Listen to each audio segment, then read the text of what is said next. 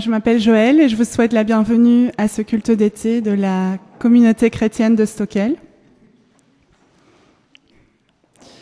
Alors, parfois, ça m'arrive de venir le dimanche de façon automatique, sans trop réfléchir ce que je viens faire ici. Je ne sais pas si pour vous c'est ainsi aussi, tous les dimanches on vient. Donc je me suis dit, je vais voir sur le site web de Stockel ce qui est écrit par rapport au culte, et je vais le lire en mode de rappel. Donc tous les dimanches à 10h30, nous nous rassemblons, 10h35, 37, nous nous rassemblons pour vivre ensemble un moment de chant, de prière et de méditation biblique. Nous exprimons notre reconnaissance à Dieu par Jésus-Christ pour les actions passées et présentes qu'il a accomplies pour nous et au sein de notre communauté. Donc je propose donc de commencer ce culte en nous levant. Et je ne sais pas si vous voulez venir plus vers l'avant, parce que j'ai l'impression que vous êtes très loin.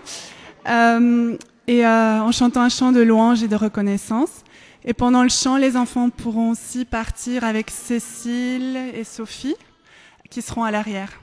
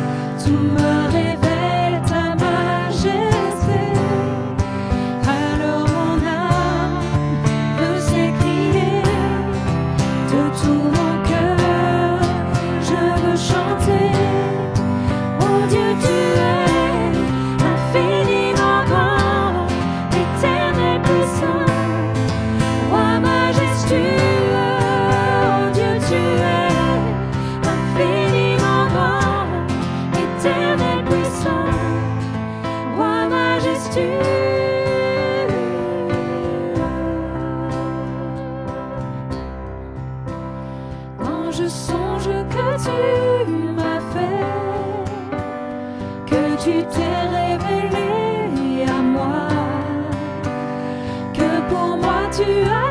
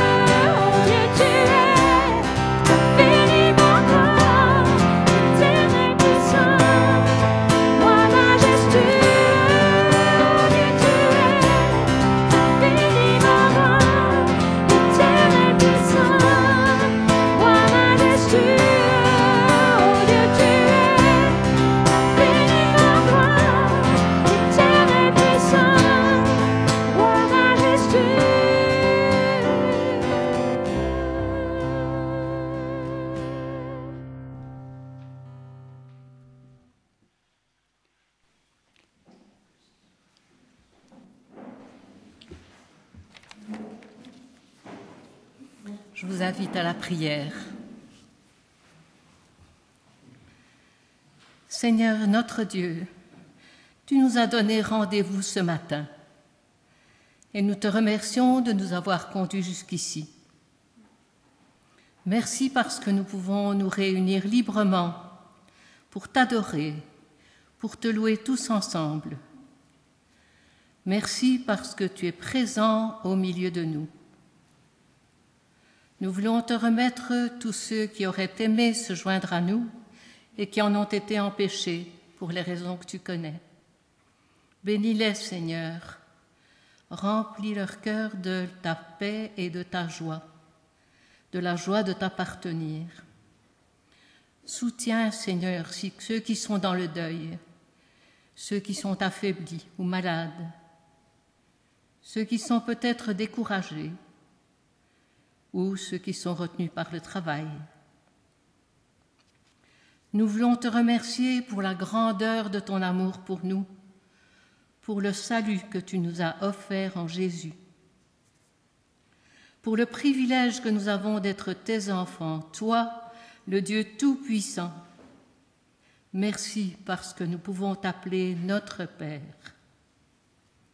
En ce jour de fête nationale, nous voulons te remettre nos dirigeants, Seigneur, et demander que tu leur donnes de rechercher le bien de notre pays et de sa population.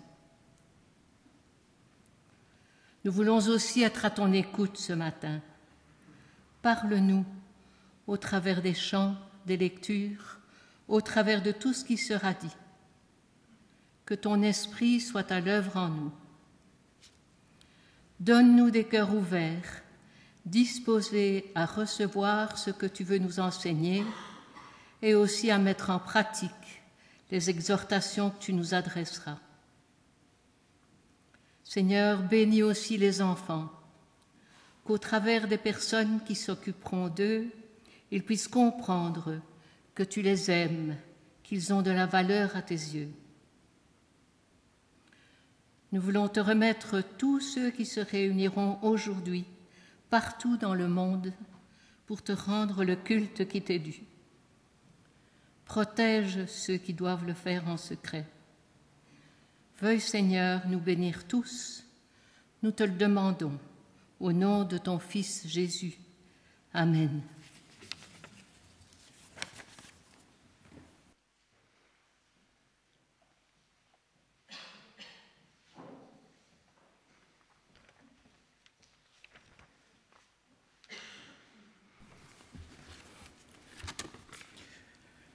Mais ceux qui chercheront un refuge auprès de moi recevront le pays comme leur propriété et ils posséderont la montagne qui m'appartient. Le Seigneur avait dit, « Préparez le chemin, dépêchez-vous, ouvrez la voie, enlevez les obstacles devant les pas de mon peuple. » Or voici ce que déclare celui qui est plus haut que tout, dont la demeure est éternelle et dont le nom est saint. Moi, je suis vraiment Dieu. J'habite là-haut, mais je suis aussi avec ceux qui se trouvent accablés et humiliés pour rendre la vie aux humiliés, pour rendre la vie aux accablés. Car ce n'est pas sans fin que je fais des reproches, ni pour toujours que je reste irrité. Sinon, tout ce que j'ai créé perdrait le souffle de la vie. Les torts d'Israël, ces gains malhonnêtes m'ont irrité. Dans ma colère, je l'ai frappé. Je ne voulais plus le voir. Mais il est resté infidèle. Il n'en a fait qu'à sa tête. Je connais bien sa conduite. Pourtant, je le guérirai, je le guiderai, je le réconforterai. Quant à ceux qui portaient le deuil, je mettrai sur leurs lèvres des exclamations de joie. Le Seigneur a dit, « Je donne la paix à ceux qui sont loin comme à ceux qui sont proches. Oui, je guiderai mon peuple. » Mais les personnes méchantes sont comme la mer agitée, incapables de se calmer et dont les eaux rejettent toutes sortes de boue et de saleté. La paix, a dit mon Dieu, n'est pas pour les personnes méchantes. Isaïe 57, 13, 20. Merci beaucoup Marek et Jean-Jacques. Le texte dit « La paix, a dit mon Dieu, n'est pas pour les personnes méchantes ». Et une autre traduction assez connue dit « Il n'y a point de paix pour les méchants ». Et dans plusieurs livres prophétiques et les écrits de l'Ancien Testament, nous trouvons régulièrement cette figure du méchant à l'opposition du juste. Et le méchant ne se caractérise pas forcément par ce qu'il fait, même si aussi, mais plutôt par l'attitude de son cœur. Son cœur est endurci, il ne se retourne pas vers l'Éternel, il n'en fait qu'à sa tête. Il décide de ne pas faire confiance en Dieu. Et dans ce passage que nous venons de lire, le Dieu du prophète dit qu'il n'y a pas de paix pour le méchant. Et ce n'est pas une punition, mais c'est plus une constatation des conséquences de son attitude. Dieu, il ne désire pas la mort du méchant, mais il veut que le méchant change de conduite, qu'il vive. Et donc c'est pour ça qu'il fait des promesses à ceux qui se confient en lui. Ceux qui cherchent un refuge auprès de lui, ils ont un héritage de paix. Il les guidera sur ses voies à lui. Et pourquoi je fais cette réflexion ce matin? Je crois qu'on est souvent comme le méchant. On est une mer agitée. On rejette de la boue et des saletés parce qu'on décide de suivre nos propres voies et plutôt que celles que Dieu voudrait pour nous. Et je crois que Dieu nous encourage une fois et une autre à revenir à lui faire confiance, à le chercher. Et je vous propose ce matin de le faire par le chant suivant qui dit « Sonde-moi, ô Dieu, et connais mon cœur ». Vous pouvez vous lever ou rester assis comme vous préférez.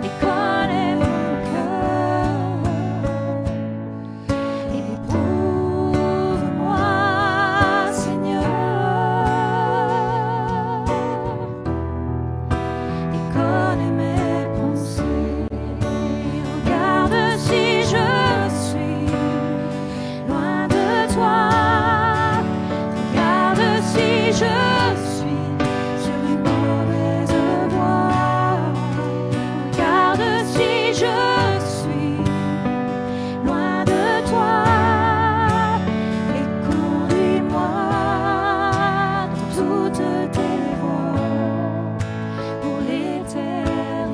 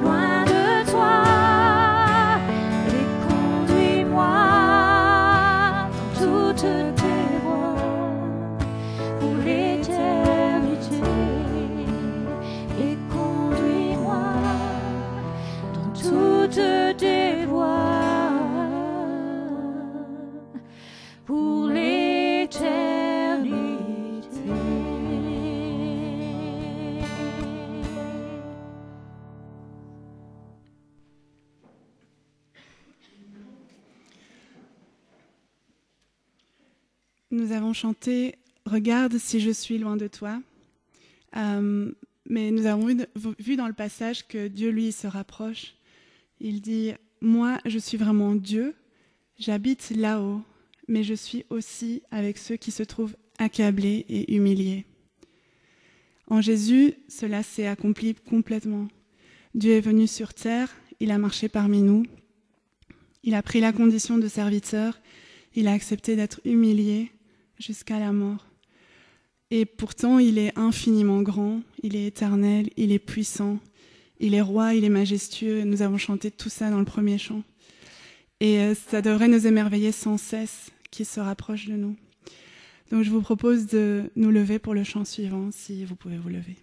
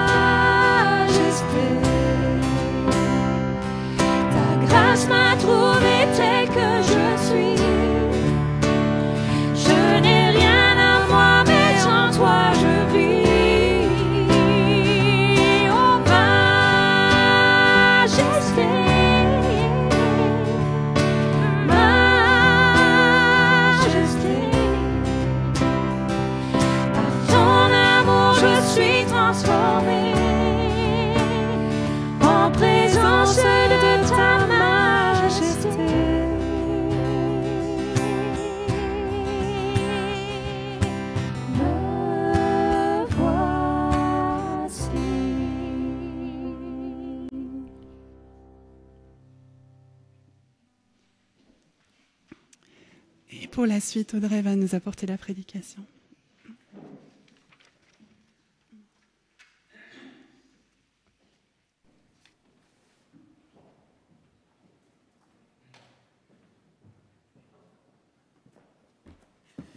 Il n'y a pas erreur sur la personne.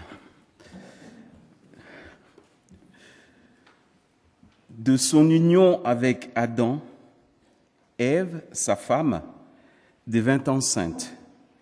Elle mit au monde Caïn et dit alors : « J'ai conçu un homme grâce au Seigneur. » Elle donna aussi le jour au frère de Caïn, Abel. Abel fut berger de petit bétail et Caïn cultivait le sol. Au bout d'un certain temps, Caïn apporta des produits de la terre en offrande pour le Seigneur. Abel, de son côté, apporta des agneaux premiers-nés de son petit bétail, dont il offrit au Seigneur de très beaux morceaux. Le Seigneur accueillit favorablement Abel et son offrande. Mais non pas Caïn et son offrande, et Caïn en éprouva une profonde irritation. Il en fut abattu. Le Seigneur lui dit : « À quoi bon te fâcher et être abattu ? Si tu agis comme il faut, tu reprendras le dessus. Sinon, le péché est à ta porte, comme un monstre à l'affût. Il désire te dominer, mais c'est à toi d'en être le maître. » Cependant, Caïn s'adressa à son frère. Quand ils furent au champ, Caïn se jeta sur son frère Abel et le tua. Le Seigneur demanda à Caïn : « Où est ton frère Abel ? » Caïn répondit : « Je n'en sais rien. Est-ce à moi de veiller sur mon frère ? » Le Seigneur répliqua : « Pourquoi as-tu fait cela ? J'entends le sang de ton frère crier du sol vers moi. Tu es désormais un maudit, chassé du sol qui s'est ouvert pour recueillir le sang de ton frère, ta victime. C'est pourquoi tu auras beau cultiver le sol, il ne te donnera plus sa vitalité. Tu seras un déraciné, toujours vagabond sur la terre. » Caïn dit au Seigneur : « Ma peine est trop lourde à porter. Tu me chasses aujourd'hui du sol cultivable et je vais devoir me cacher loin de toi. Je serai un déraciné, toujours vagabond sur la terre. Quiconque me trouvera pourra me tuer. » Mais le Seigneur lui répondit : « Non, car si quelqu'un te tue, il faudra 7 meurtres pour que tu sois vengé. » Le Seigneur mit alors sur Caïn un signe distinctif pour empêcher qu'il soit frappé par ceux qui le rencontreraient. Alors Caïn partit habiter au pays de Nod, loin de la présence du Seigneur, à l'est d'Éden. Genèse 4, 1, 16. Bonjour à tous et merci beaucoup Jean-Jacques. Apparemment, et moi et Joël, on t'a mis au travail alors que tu étais au repos du PowerPoint. Excuse-nous. Et merci pour ta lecture. Peut-être un sujet un peu plus difficile ce matin. Le premier sous-titre, la mésentente entre frères, un fait universel. Parfois, quand je dis à des personnes « tes enfants sont vraiment extra », ils me répondent « oui, mais il ne faut pas les idéaliser, ils se disputent beaucoup ». C'est une phrase qui revient souvent. Et c'est vrai que c'est parfois étonnant, comme des enfants qui se comportent tout à fait normalement, à tout moment, peuvent rentrer avec leurs frères et sœurs uniquement dans des spirales négatives intenses, parfois violentes.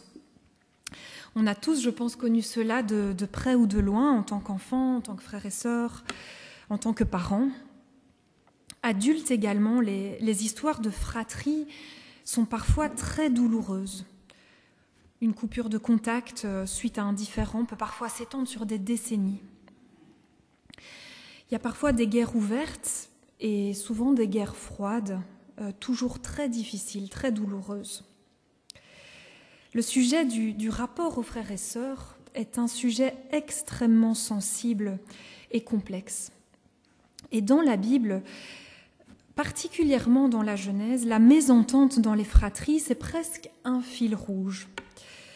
Caïn et Abel donnent le ton, et puis on aura Ésaü et Jacob, Rachel et Léa, Joseph et ses frères, et on peut continuer la liste, à tel point qu'on peut se dire que la fratrie semble être ce lieu de la discorde, des déchirures.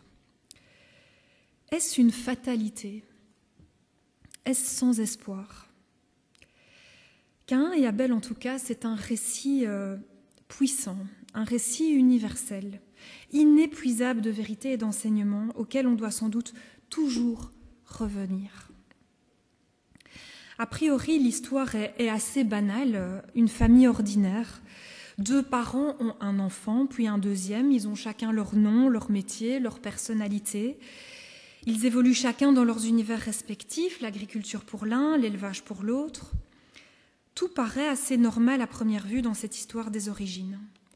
Une dispute entre frères, quoi de plus banal en ce monde? Mais le fait que cela revienne énormément dans la Bible et que ce soit placé comme ça au début du texte doit attirer notre attention. Il y a quelque chose qui se joue là. Il y a un enjeu profond. Mon frère ou ma sœur, le frère ou la sœur, c'est le premier être au monde qui me confronte à une autre personne que moi-même. C'est le premier être humain dans une proximité forte sans que l'on ait choisi cet être humain. C'est celui avec qui je dois partager, c'est celui qui est mon point de comparaison, de qui je vais suivre l'exemple ou me différencier. C'est celui qui est aussi l'objet de l'amour des parents, avec toutes les projections personnelles que j'y place. C'est celui aussi dont la différence peut s'imposer à moi comme quelque chose d'étrange. Même gène, même parents, même éducation, même lieu de vie, et pourtant, tant de différences et d'inégalités s'installent dès le berceau. Oui, c'est banal, c'est l'histoire de tous. Mais le texte semble nous interpeller. Il y a quelque chose qui se joue en nous qui n'est pas banal, qui n'est pas anodin. Car je vais apprendre, avec mon frère ou ma sœur en premier lieu, à gérer la différence des autres êtres humains. Je vais devoir apprendre, dès mes origines, à laisser de la place, à voir dans la différence un signe de mes propres limites. Je vais avoir l'opportunité de découvrir la richesse d'une relation avec quelqu'un qui est différent de moi. Et le récit de Caïn nous met en garde. Cet apprentissage est plus difficile qu'il n'y paraît. Je pense que tous les parents dans la salle seront d'accord. Au cœur de cette relation fondamentale peut naître une racine dangereuse, celle de la jalousie, qui est la version relationnelle de la convoitise. Un rabbin que j'écoutais qui commentait ce passage disait que pour lui, le vrai péché originel, c'est celui-là. Cette jalousie qui conduit à la volonté de meurtre, d'effacer l'autre. Alors, deuxième point, la situation familiale. Avant de parler de cette racine de jalousie, parlons d'abord un petit peu de Caïn, qui en fait est au centre du récit. C'est de lui qu'on parle le plus. Je disais que tout paraissait banal et pourtant des exégètes ont relevé des petites anomalies dans la situation familiale, sans doute comme dans toute situation familiale.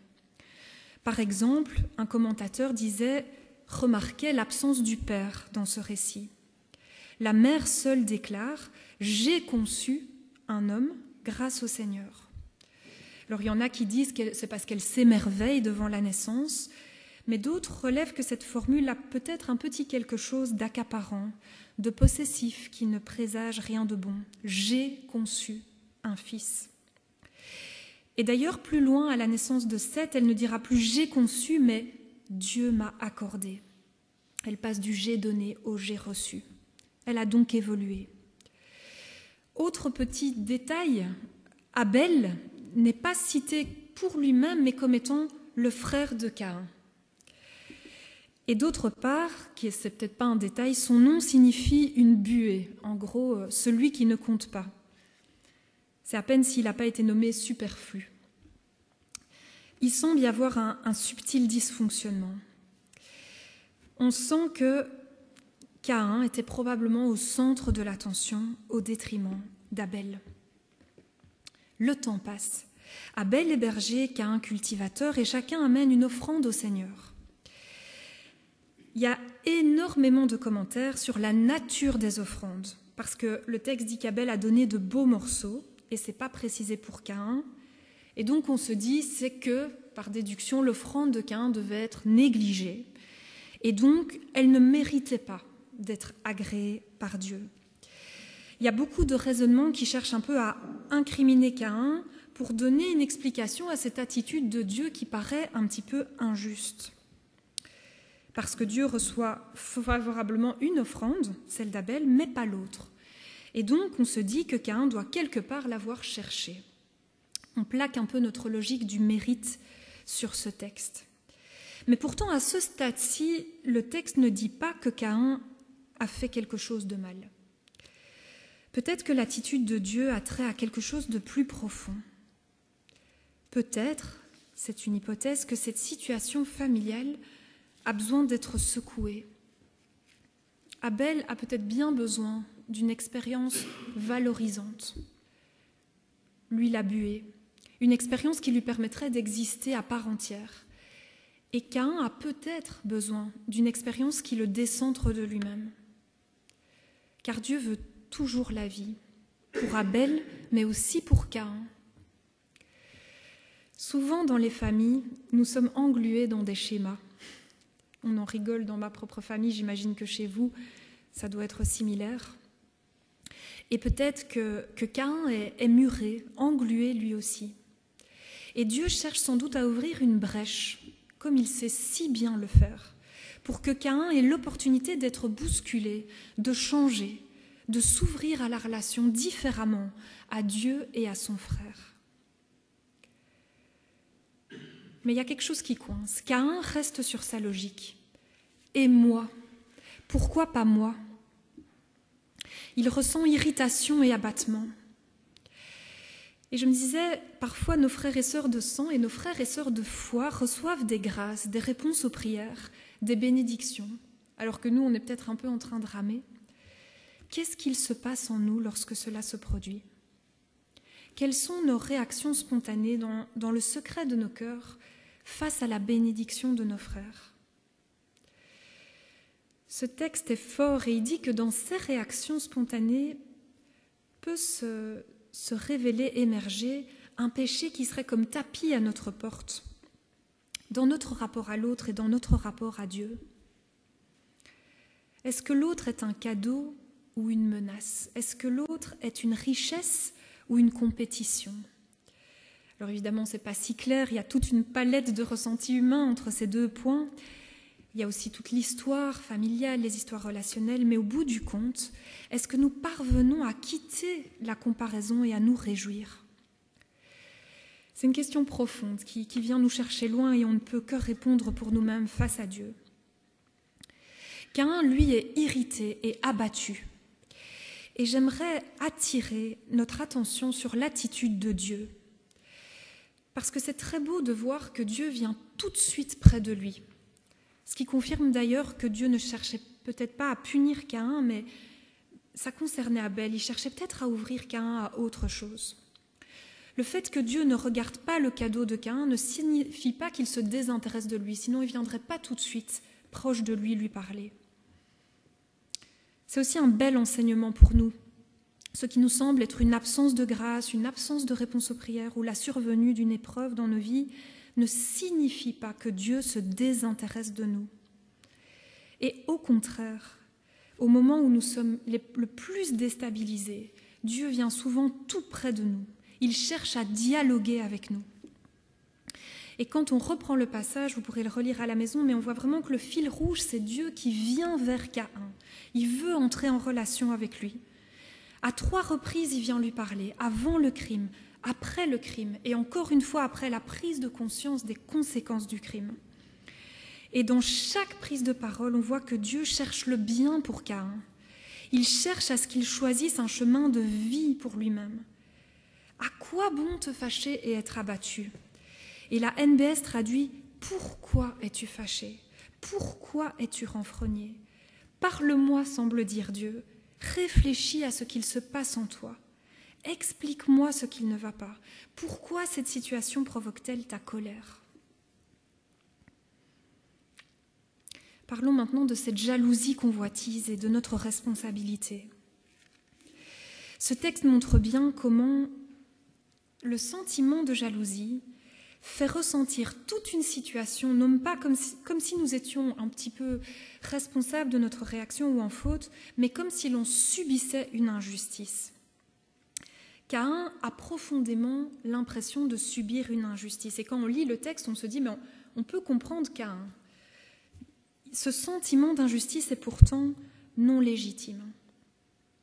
Il ferme notre cœur à l'autre et il nous empêche de voir notre propre péché, la racine qui n'est sans doute pas bonne dans notre réaction et qui révèle quelque chose qui doit se traiter en profondeur et en face à face avec Dieu.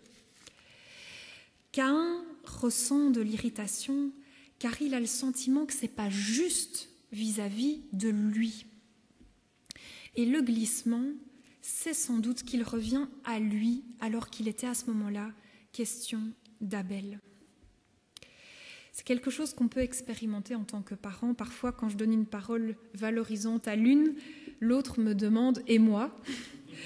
La parole donnée à l'une peut être vécue par l'autre comme une injustice, comme une préférence. Et on essaye d'expliquer en tant que parent, c'est un amour exprimé d'une manière particulière à un moment à l'un n'exclut pas l'autre. On n'aime pas moins l'autre qui recevra à un autre moment quelque chose de spécial. Et en fait, derrière cette jalousie et ce sentiment d'injustice, il y a quelque chose aussi de notre rapport à notre Père céleste. Parfois, on exige de Dieu une équivalence entre tous, qui ne respecte en fait ni l'amour personnalisé qu'il a pour chacun, ni le temps de Dieu. Quelque part, derrière la réaction de Caïn, il y a l'insinuation que, en fait, Dieu ne serait pas si juste que ça. Et quand on sonde nos réactions sur ces questions très profondes, c'est important aussi de se questionner sur l'image qu'on a de Dieu. Parce qu'il y a un enjeu réel de croire profondément que Dieu est vraiment juste et bon. Surtout et même si une situation semble avoir l'apparence de l'injustice. Il faut qu'on soit convaincu que Dieu veut notre bien et qu'il se tient près de nous, qu'il ne nous exclut pas. On voit que quand on suspecte Dieu d'injustice, cela décuple la jalousie et ça précipite sur la pente glissante de la haine et de la violence. Si Dieu vient près de Caïn, ça nous montre que Caïn aurait pu réagir autrement. Il aurait pu se réjouir pour Abel et se dire que son moment viendrait, car Dieu est juste et bon. Mais la jalousie qui est de la famille de la convoitise a tendance à nous ramener dans l'ici et maintenant, moi je veux aussi. Elle ronge, c'est un sentiment extrêmement envahissant. Elle ne laisse pas la place à la perspective, à un point de vue autre et à la joie pour l'autre. La jalousie est exigeante. Elle est un monstre à l'affût. Et si on la laisse nous dominer, elle peut nous empêcher de voir encore en l'autre un frère, ouvrant ainsi la porte à la haine, à la violence et à la destruction.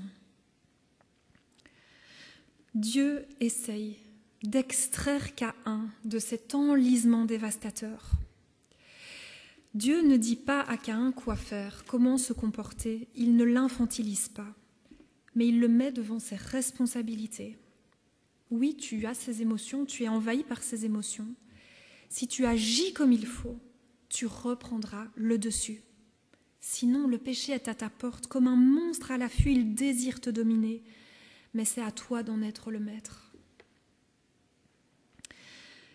J'ai lu dans un commentaire que cette dernière phrase, « Il désire te dominer, mais c'est à toi d'en être le maître », c'est exactement la même construction et le même vocabulaire que quand est évoqué le résultat du péché d'Adam et Ève. Quand il est dit à Ève, « Ton désir se portera vers lui, ton homme, mais c'est lui qui dominera sur toi ». Et donc ce verset lie, un peu dans une intertextualité, ce qui arrive à Caïn à l'histoire de ses parents marqués par la chute. Oui, parfois on a des comportements qui sont le fruit de nos héritages familiaux.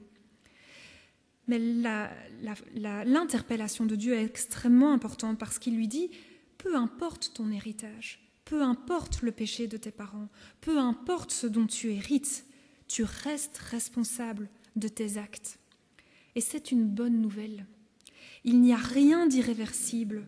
Tu es envahi par des émotions, cependant, tu as l'opportunité, par ta volonté, d'agir bien, et je me tiens juste à côté de toi. Alors tu reprendras le dessus. C'est cela que Dieu vise, que Caïn reprenne le dessus, retrouve sa dignité, sa liberté, une autre vision des choses. Si tu n'agis pas bien, alors le péché est tapis à ta porte, et quand tu agiras, il bondira sur toi, te dominera. Ce passage est important parce qu'il fait une distinction entre ce qu'on ressent, nos émotions qui sont vraies, qui sont envahissantes, parfois qu'on ne maîtrise pas, et nos actions, fruits de notre volonté. Dieu ne nous résume pas à nos ressentis qui sont parfois peu glorieux, mais il vient près de nous et il nous aide à les comprendre. Pourquoi ressens-tu cela ? Dit-il à Caïn. Allez, agis bien et tu reprendras le dessus. On voit vraiment Dieu à côté de Caïn en train d'essayer de l'encourager. Dieu lui fait confiance, il en est capable. C'est à toi d'en être le maître, c'est ta responsabilité. Je t'en ai donné la capacité. Quand nous sommes sur cette pente glissante, Dieu nous offre la possibilité de nous exprimer, de lui déverser ce qui nous habite. Et il nous donne toujours la possibilité d'en sortir. L'absence de parole. Le dernier point. Caïn ne répond pas à Dieu à ce moment-là. Il se coupe du dialogue et il va vers son frère. Et le texte dit littéralement, Caïn dit à Abel, 2 points, 3 petits points. La phrase n'est pas finie, et puis rien. Caïn ne dit rien ou rien qui vaille la peine d'être rapporté. Caïn est dans le mutisme, comme souvent dans les relations douloureuses. Caïn ne parvient pas à verbaliser, il ne trouve pas le chemin d'une parole vraie. Il n'entre pas en dialogue avec Dieu, ni en dialogue avec son frère. Un dialogue qui aurait pu changer le cours de l'histoire. Il reste enfermé dans son sentiment d'injustice, dans ses projections sur son frère qui apparemment semble mériter toute sa haine. Et faute de parler, son agressivité sort en agression. Le rabbin Jonathan Sacks a écrit « Le plus grand antidote à la violence est la conversation, le fait d'énoncer nos craintes, d'écouter les craintes des autres et découvrir ainsi dans ce partage de nos vulnérabilités le commencement d'un espoir. » Sans doute que c'est pour cela que Dieu essaye de rentrer en dialogue avec Caïn. Il essaye de faire émerger la parole vraie. Il essaye de l'aider à mettre des mots sur ce qu'il vit. Mais là encore, quand Caïn a tué, Dieu vient vers lui. On pourrait s'attendre à une condamnation ferme et immédiate, mais encore une fois, il ouvre au dialogue. « Où est ton frère Abel ?»« J'en sais rien. Suis-je le gardien de mon frère ?» Encore dans ce déni, ce mensonge, toujours ce silence, cette parole qui n'est pas juste. Alors Dieu met les mots qui sont indispensables. Tu te tais, mais le sang de ton frère crie. Dieu verbalise, il sort Caïn de son non-dit, il le met face à ses responsabilités. On voit bien que ce texte a pour centre Caïn et nos jalousies profondes. Mais Abel n'est pas oublié. La Genèse rappelle que les victimes ne sombrent pas dans l'oubli. Dieu entend l'appel à la justice et nous devons avoir confiance qu'il fera justice. L'injustice monte vers le cœur de Dieu. Elle n'est pas laissée sans suite. Mais revenons à Caïn pour terminer ce texte. Dieu énonce donc ce que Caïn a fait et les conséquences de ses actes. Et je rejoins tout à fait la ligne de Joël. Ici, Dieu ne maudit pas Caïn, il ne dit pas « je te maudis, je te chasse ». Il dit « tu es maudit, tu es chassé, tu es déraciné ». C'est dans la bouche de Caïn qu'on lit « tu me chasses », mais c'est son interprétation qui n'est peut-être pas tout à fait juste, parce que Dieu répond non à la réaction de Caïn. Quand Caïn dit « on va me tuer », non. Les propos sont partiellement vrais parce que Caïn reconnaît enfin le poids de sa faute, mais ils sont encore teintés de cette image de Dieu déformée qui l'a poussé à suspecter l'injustice. Ce que Dieu énumère, ce sont donc les conséquences du mal commis, car la haine de nos frères nous déracine. Mais là encore, Dieu ne veut pas le malheur de Caïn. Caïn, enfin, a une parole où il admet sa responsabilité, il se rend compte du poids écrasant à porter, ma peine est trop lourde, et du danger de mort qu'il encourt. Peut-être que quelqu'un peut se dire qu'il n'y a pas de conséquence à tuer un meurtrier, ce n'est que justice, mais Dieu n'est pas d'accord et il pose un cadre dissuasif. Comme a dit Joël, il ne veut pas la mort, même du meurtrier, il veut la repentance et la vie. Pour conclure, ce texte nous ramène douloureusement à nos propres histoires, à nous-mêmes, à nos relations proches, à nos histoires de fratrie. Il nous invite à sonder nos cœurs, à réaffirmer notre foi dans un Dieu juste et bon.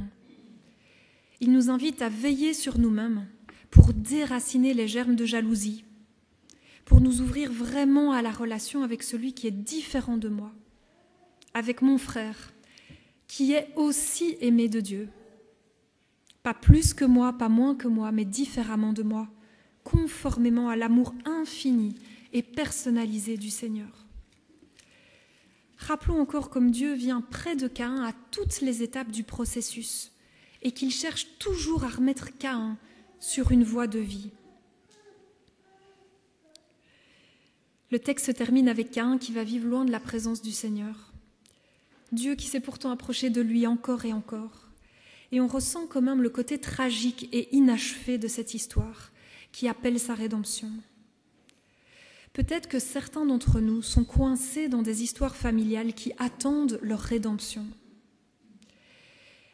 L'histoire biblique, qui va jusqu'à la croix où le Christ a rejoint toutes nos souffrances d'Abel et de Caïn, nous montre comme Dieu veut encore et toujours, quel que soit l'état de dégradation de nos relations fraternelles, ouvrir des brèches dans nos histoires, insuffler par son esprit la vie et l'espérance, nous ouvrir au dialogue, et il est prêt à nous accompagner pas à pas, en étant tout proche de nous sur ce chemin de reconstruction.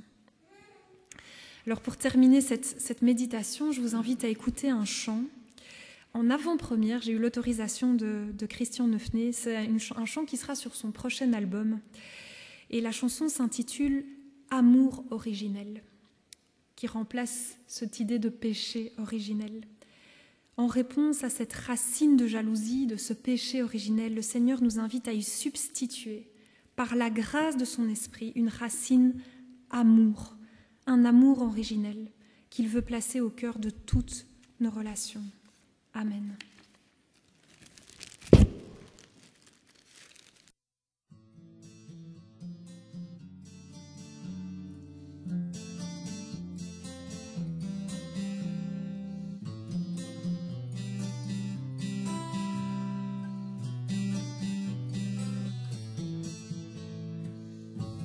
Est-ce sans issue, cosmétique et sensu, si l'amour nous relie, par ici la sortie.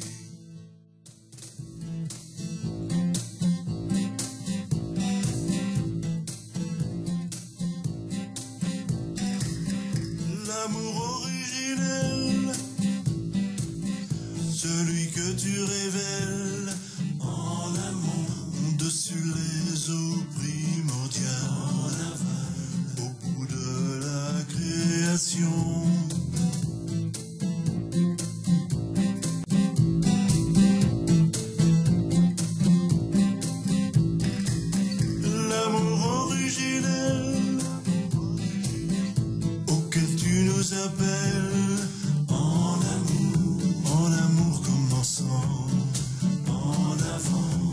vie commence en avant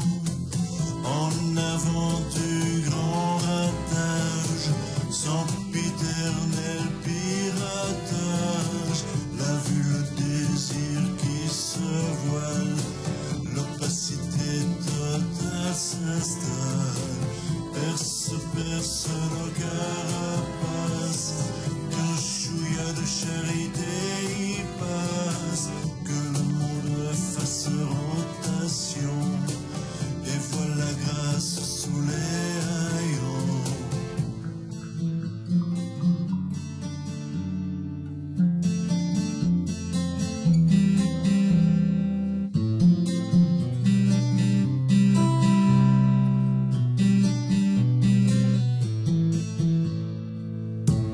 Est-ce sans issue, cosmétique et sensu, si l'amour nous relie, par ici la sortie.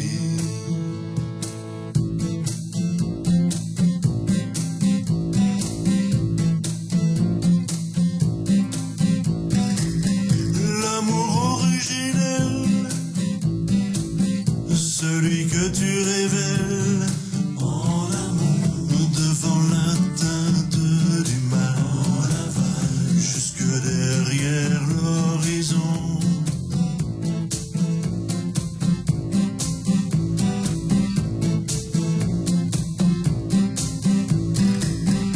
L'amour originel auquel tu nous appelles, en amour commençant en avant, la vie commence en avant même s'il y a l'ampleur des dégâts. Où es-tu caché le péché, tout ça?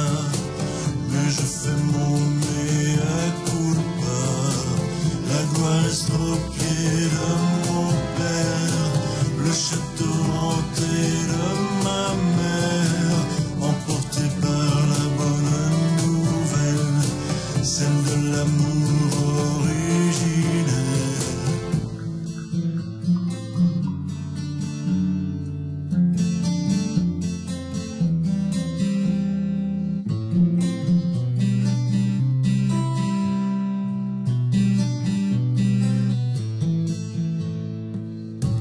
Est-ce sans issue, cosmétique et sensu, si l'amour nous relie, par ici la sortie.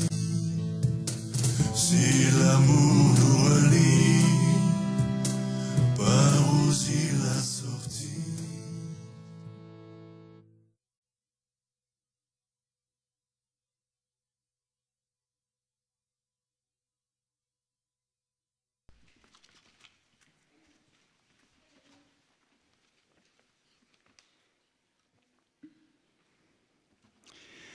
Nous avons cette grâce en tant que chrétiens de croire que les sons d'Abel qui crient et les Caïns déracinés pourront trouver une délivrance profonde et une réconciliation toujours à l'œuvre dans la personne et dans l'œuvre de Jésus. Jésus qui a partagé le sort de tous les Abels sur la croix et qui ouvre la réconciliation avec Dieu pour tous les Caïns que nous sommes. Et avant d'aller à la croix, Jésus a rassemblé tous ses disciples autour d'un repas. Il a pris du pain et après avoir dit la bénédiction, il l'a rompu et il l'a partagé avec ses disciples en disant « Prenez, mangez, ceci est mon corps ». Il a pris aussi une coupe et après avoir remercié Dieu, il l'a fait passer en disant « Buvez-en tous, car ceci est le sang de l'alliance qui est répandu pour beaucoup, pour le pardon des péchés. » Et la Sainte Seine, c'est un acte de rappel de ce que Jésus a fait pour nous, une proclamation aussi de sa mort, et il nous demande de le faire jusqu'à son retour. C'est un rappel aussi de la nouvelle alliance, de Dieu qui est proche, où par Jésus il vient habiter en nous. Et c'est une invitation à nous approcher de lui. Dans Hébreux 12, 24, l'auteur nous dit « Vous vous êtes approchés de Jésus, l'intermédiaire d'une nouvelle alliance et du sang répandu qui parle mieux que celui d'Abel. Pendant que nous passerons le pain et le vin, désolée, j'ai demandé à personne si des volontaires peuvent le faire, nous allons chanter un chant, C'est ton sang.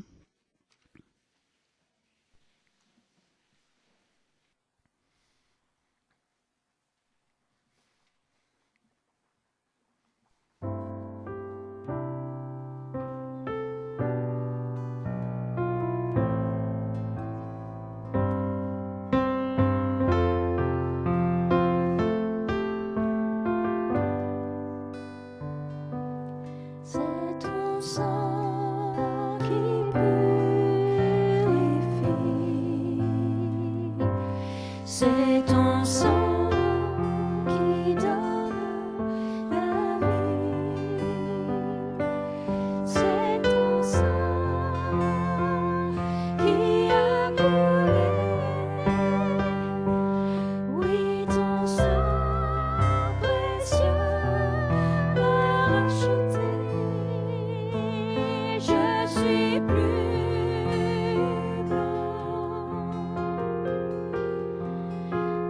blanc que la neige, que la neige.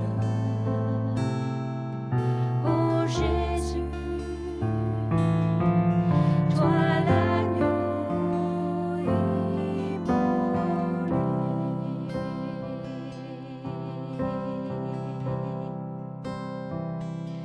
C'est ton sang qui purifie. C'est ton sang qui donne la vie. C'est ton sang qui a coulé. Oui, ton sang précieux m'a racheté. Je suis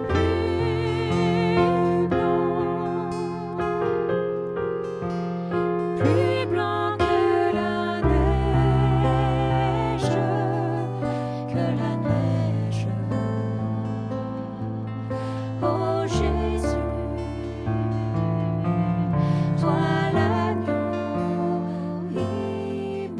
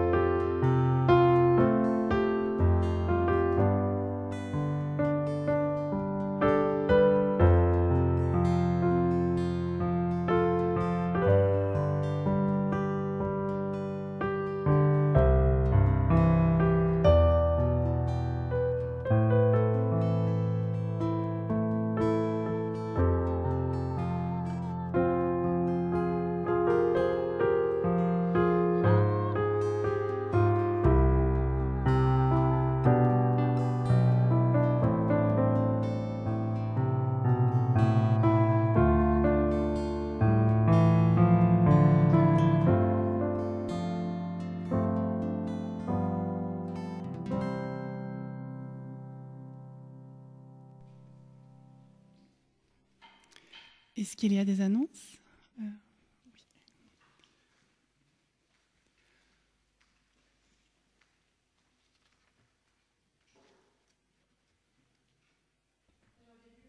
Des annonces, je voudrais vous faire part du décès de Leslie, la d'épouse de Jean Devers et de la grand-maman d'Alexia. Et nous voulons vraiment leur exprimer toute notre sympathie, toute notre compassion pour ces moments difficiles, douloureux.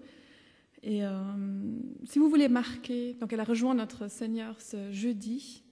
Et si vous voulez marquer votre soutien à la famille par votre présence à la cérémonie qui aura lieu mercredi, vous pouvez vous adresser à Audrey après le culte. Et j'étais aussi marquée parce que Jean partageait. Il y a évidemment la douleur, la perte de la présence de son épouse. Et en même temps, il exprimait aussi la reconnaissance pour ces 59 ans partagés ensemble. Et oui, ces deux émotions qui sont là, on peut vraiment les soutenir dans notre prière. Et ce que je vais faire maintenant, en notre nom à tous et toutes, prions ensemble pour eux. Seigneur, je veux te remettre Jean, Alexia et toute la famille. Merci parce que toi, tu te tiens vraiment auprès d'eux d'une manière toute particulière. Toi, tu comprends le mieux leur douleur et toutes les émotions qui les traversent en ce moment. Et nous voulons vraiment te prier qu'ils puissent se sentir vraiment portés par toi, que ta paix, ta consolation puisse les entourer dans ces jours qui viennent et dans ces prochaines semaines et mois. Au nom de Jésus. Amen. Pour les annonces de cette semaine, donc on a aujourd'hui la sortie de Stockelfan et vous pouvez encore vous adresser à Cécile et Sophie si vous voulez partager ces moments de convivialité. Nous sommes toujours dans les cultes de l'été, donc non, nous n'avons pas de groupe de maison, mais nous avons notre culte chaque dimanche à 10h30 et nous avons aussi demain une rencontre de prière, cette fois-ci en présentiel, ça c'est la particularité de l'été, à Rosières. Et c'est vraiment un moment de respiration spirituelle et tout le monde est vraiment la bienvenue pour ce moment de prière. En présentiel, il y aura une deuxième réunion de prière au mois d'août. Et cette semaine, c'est Audrey qui va être de permanence jusqu'à mercredi. À partir de jeudi à dimanche, ce sera Jean-Jacques. Et je serai moi-même en congé. Nous pouvons penser particulièrement aux jeunes qui participent à des camps. Il y a le camp de JV qui se termine aujourd'hui. Donc, prions vraiment pour ces moments, pour la protection, mais aussi vraiment pour des moments de joie et des moments aussi de connexion particulière avec le Seigneur. Merci Lydia. Pour clôturer ce culte, nous allons chanter un dernier chant et pendant ce temps, nous allons faire passer les paniers de l'offrande. Que ce chant soit aussi une façon pour nous de méditer sur ce que nous avons écouté ce matin. C'est une déclaration d'intention, mais pour rappel, pas par nos propres forces, mais c'est bien le Seigneur qui le fait en nous. Fais de nous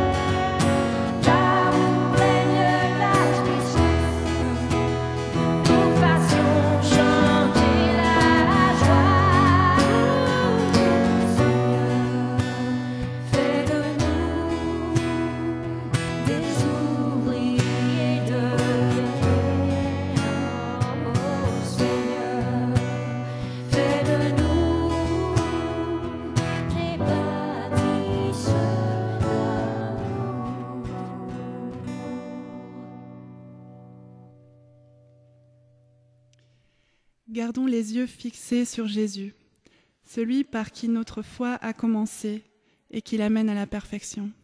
Passez tous une bonne semaine bénie et bon café.